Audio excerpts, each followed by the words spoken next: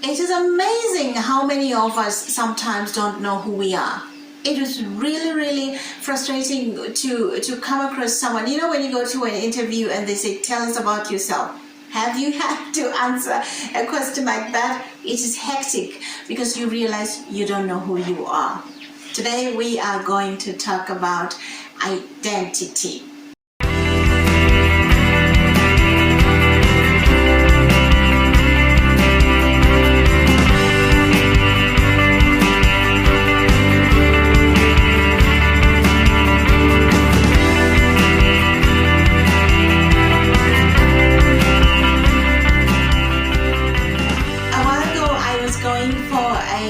Recording session, and they requested that I do a little snippet of who I was, and I was clueless.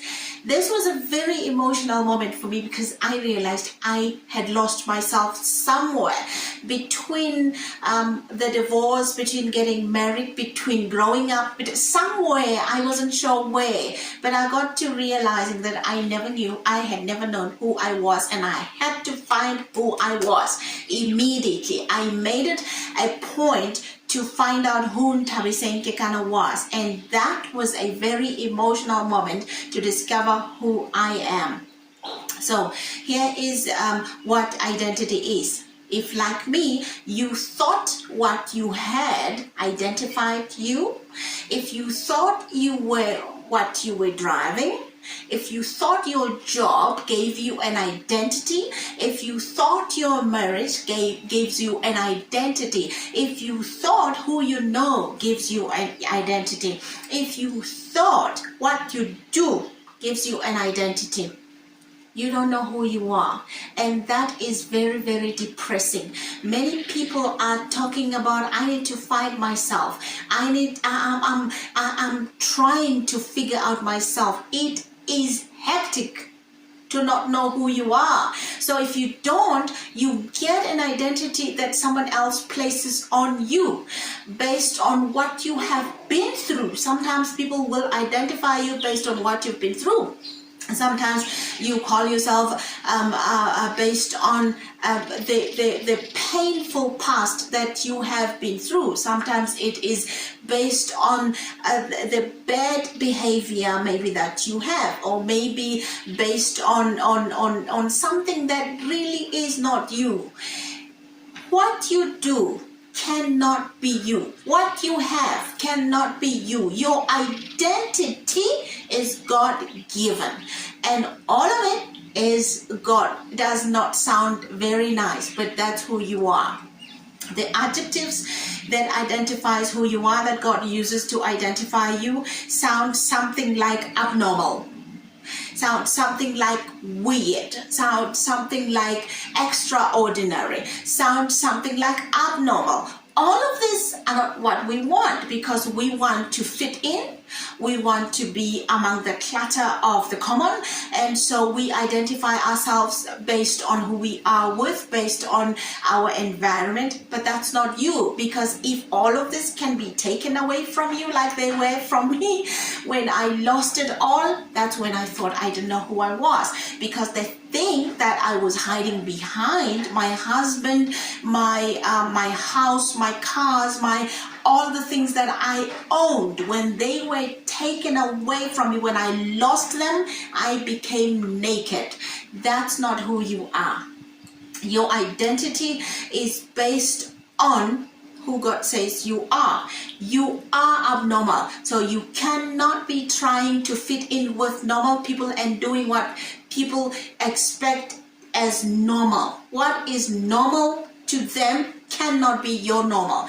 You are extraordinary. You are unique. That means you cannot be told by someone else how to live your life. You should know how to live your life. My favorite author, African author, Nigerian author, is Chinua Achebe. He says this about an identity. He says, who I am is not something you can teach me. It is something I have to find out for myself.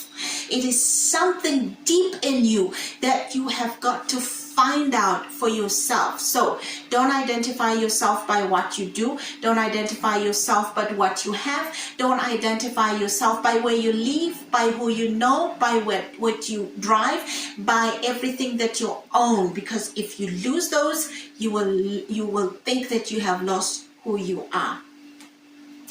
Sometimes we move around. You come here, you live among a certain group of people, and then you identify with them and you think that's who you are. Sometimes the lives that we live right now are such that they are so varied that you are here or you are there and you end up not knowing who you are. It is important to find out who your family are, who they call themselves, why they called themselves. Otherwise, you do not know who you are. You cannot know who you are if you don't know who your family is. I'm telling you, many people are trying to figure out themselves. You'll hear somebody who says, oh, I'm this, I was born like this, I am this. A lost identity makes you empty. You feel empty. Sometimes you come into a family and you marry into a family. I was married into a family and I didn't know anything about them, and I did not try to figure out who they were, and so I became a permanent foreigner in the family. That means my children did not know who they were, because it was my responsibility as a mother to teach them what the identity of the family is.